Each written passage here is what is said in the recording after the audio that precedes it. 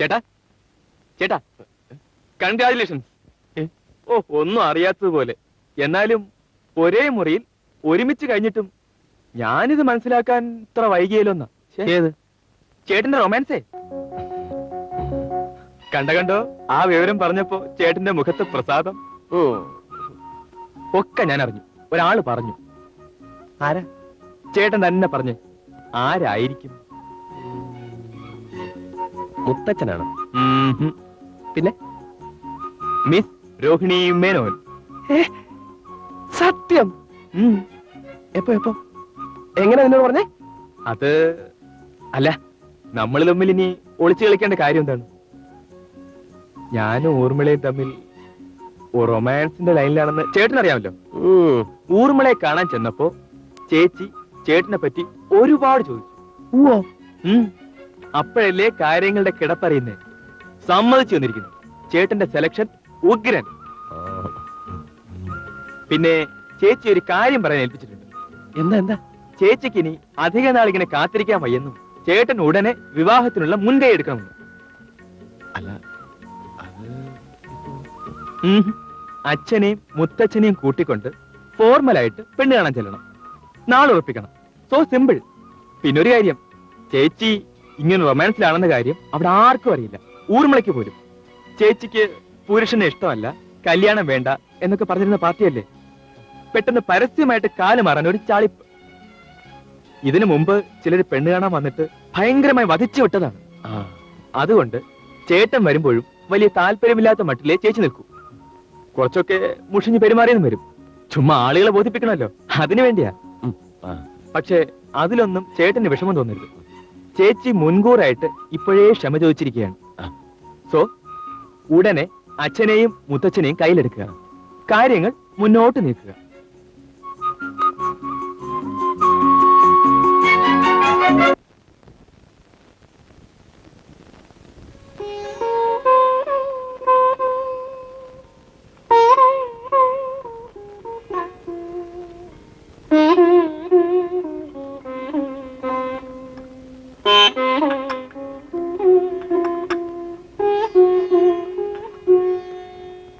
മോളെ, വരുന്ന ആലോചനകൾ മുഴുവൻ നീ ഇങ്ങനെ തട്ടിക്കളയാൻ തുടങ്ങിയാലോ? ഓരോന്ന് കാണുകയും കേൾക്കുകയും ചെയ്യുമ്പോ അമ്മയ്ക്ക് പേടിയാ. ദൈവത്തെ ഓർത്ത് നീ വേഷമൊക്കെ മാറി ഒരു സാരി എടുത്തുകൊടുത്തേ. അവരിതേ അപ്പുറത്ത് കാത്തിരിക്കുക. എന്നെ പെണ്ണ് കാണാൻ വരാൻ ആ മറിയോടൻ എങ്ങനെ ധൈര്യം വന്നു? മോളെ, ദൈവത്തെ മറന്നൊന്നും പറയരുത്. നീ ആ സാരി എടുത്തുകൊടുക്കുന്നുണ്ടോ ഇല്ലയോ? സാരിയും മുണ്ടൊന്നും വേണ്ട. എന്നെ ഈ വേഷത്തിൽ കാണാമെങ്കിൽ കണ്ടാ മതി. ഇവളെ കൊണ്ട് ഞാൻ തോറ്റില്ലോ ഭഗവതി. നോക്കിക്കോ, അയാൾക്ക് ഞാൻ വച്ചിട്ടുണ്ട്.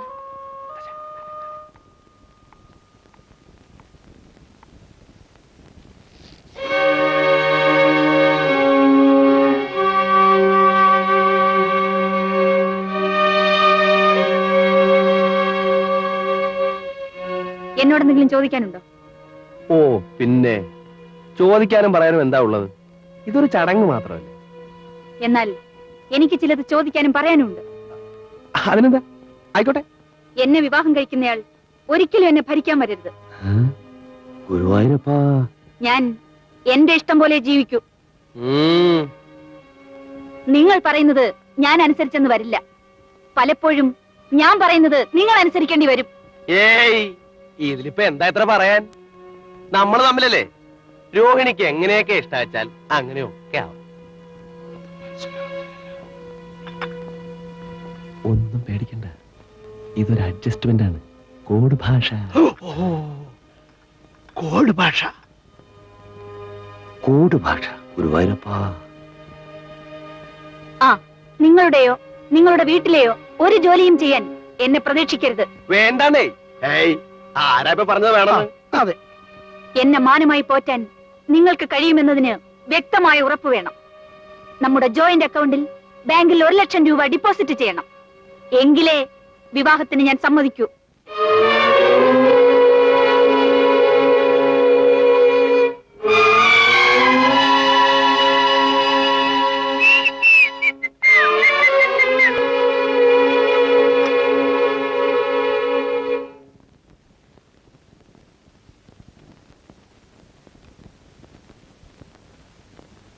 പല ഇനത്തിലും കണ്ടിട്ടുണ്ട്. പക്ഷെ കല്യാണത്തിന് മുമ്പ് സെക്യൂരിറ്റി ഡെപ്പോസിറ്റ് ആവശ്യപ്പെടുന്ന ഒരു പെങ്കൊച്ചിനെ ഇതാദ്യമായിട്ടാണ് കാണുന്നത്. എന്ത് തന്നെ ആയാലും ഞാൻ ഇഷ്ടപ്പെട്ടു പോയില്ലേ. രോഹിണി ഇല്ലാണ്ട് എനിക്ക് ജീവിക്കാൻ പറ്റില്ല. അതിനവൾ 5ഉം 10ഉം രൂപയല്ല ചോദിക്കുന്നത്, 1 ലക്ഷമാ. അത്രയും കാശ് ഇവിടെ ആരാ ഒരുമിച്ച് കണ്ടിരിക്കുന്നത്? 1 ലക്ഷം രൂപ വേണ്ടു. അതിനുള്ള വകുപ്പ് ദാ ഈ പത്രത്തിലുണ്ട്. നോക്കി നോക്കി. എന്താ അതിലുള്ളത്? വായിക്കൂ. അഖില ലോക മല്ലയുദ്ധവീരനായ പഞ്ചാബ് സിംഹം അലീം ഖാൻ ഇതാ നിങ്ങളുടെ നഗരത്തിൽ. 27-ാം തീയതി ചേലക്കര മൈതാനത്ത് വെച്ച് നടക്കുന്ന ഗുസ്തി മത്സരത്തിൽ ഇയാളെ തോൽപ്പിക്കുന്നവർക്ക് 1 ലക്ഷം രൂപ സമ്മാനമായി നൽകുന്നതാണ്. അതിന് നമുക്കെങ്ങനെയാണ് 1 ലക്ഷം രൂപ കിട്ടുന്നത്? അയാളെ തോൽപ്പിക്കണം. ആര്? ചേട്ടൻ. ഞാനോ? ആ ഇതാ നോക്കിയേ. ഒയ്യോ നമ്മ ഇയാളെ കണ്ടാൽ തന്നെ പേടിയാവും. ഞാനില്ല മുത്തച്ഛ.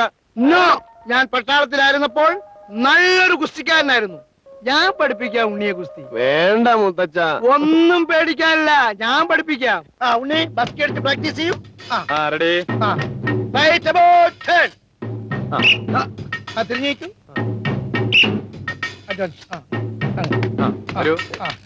മുന്നോട്ട് നീങ്ങും, മുന്നോട്ട് നീങ്ങും. നിങ്ങൾ കൈ വെച്ചു. 1 2 3. ഇങ്ങനെയാണെങ്കിൽ 1 ലക്ഷം രൂപ കൊടുക്കാം. എഴുന്നേക്കുണ്ണി വലിയ അങ്ങനെ. അയ്യോ എനിക്ക് വേണ്ട കുസ്തി. മുന്നോട്ട് വരും, മുന്നോട്ട് വരും. തോളി കഴിക്കും, തോളി കഴിയും. 1 2 3. Very good, very good. Get up, get up, get up. ഇതാണ് ഡോങ്കിയിലോ. റെഡി. തോളി കഴിക്കും. 1 2 3. Very good. ഇത് വേറെ ലോക്ക. Ready, ready.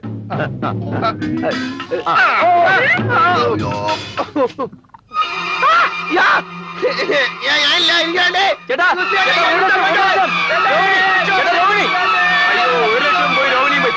മാന്യ മഹാജനങ്ങളെ, പഞ്ചാബ് സിംഹം അലി ഖാനും ഹൈദരാലി ഉസ്താദ് ഭീമരാജും തമ്മിലുള്ള മത്സരം തുടങ്ങിക്കഴിഞ്ഞു. കാണാൻ ആഗ്രഹിക്കുന്നവർ മടിച്ചു നിൽക്കാതെ ടിക്കറ്റ് എടുത്ത് വേഗം വേഗം അകത്ത് വരിക. ഈ അപൂർവാവസരം പാഴാക്കാതിരിക്കുക.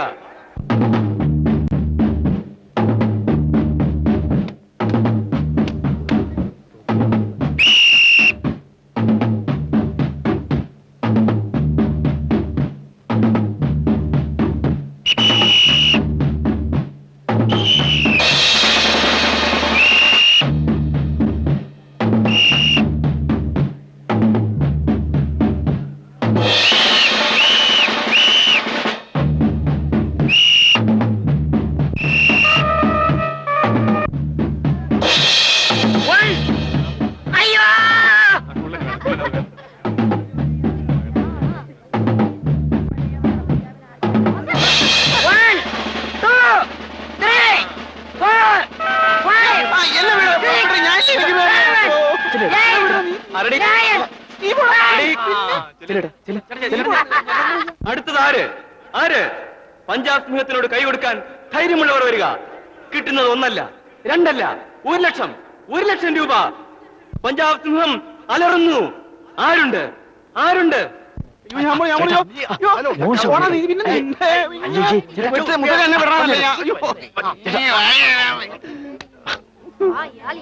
അയ്യോ ഇന്നലെ കൊല്ലും.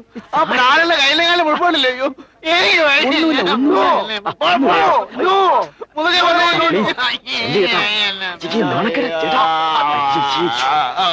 പഞ്ചാബ് സിംഹം അലറുന്നു. ആരുണ്ട്? ആരുണ്ട്? ആരുമില്ലേ? ആരുണ്ട്? ഇതാ വരുന്നു.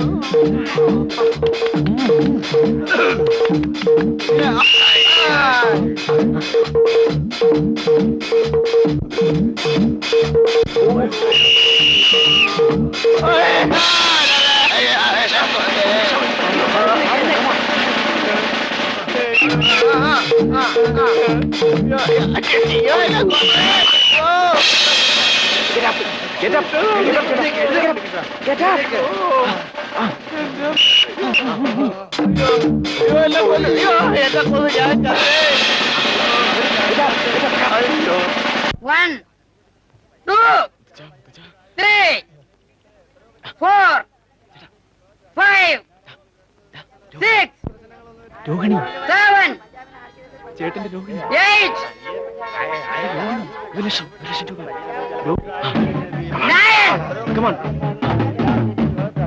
അടിക്കുക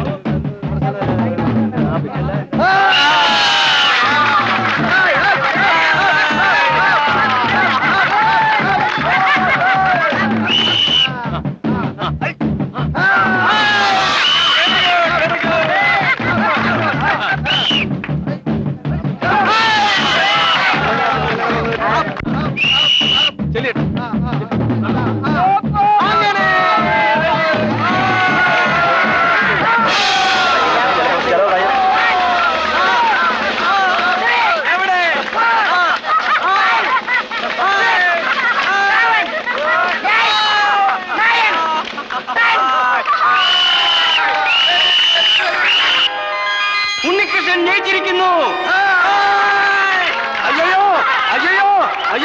സമ്മാനത്തുകയും ഗേറ്റ് കളക്ഷനും കൊണ്ട് കൺവീനർ കടന്നു കളഞ്ഞേ. അയ്യോ മഹാഭാവി.